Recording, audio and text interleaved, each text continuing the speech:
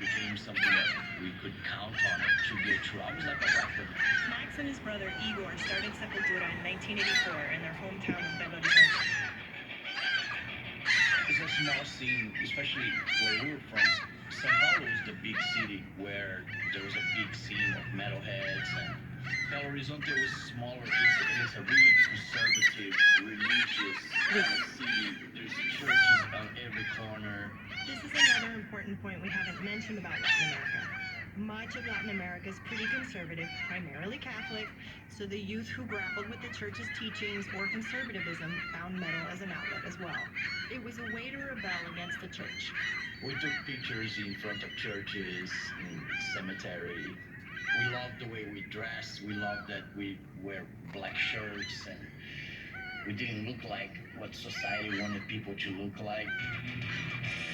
We were like black sheep, and we knew that and we were proud of it. Max mentioned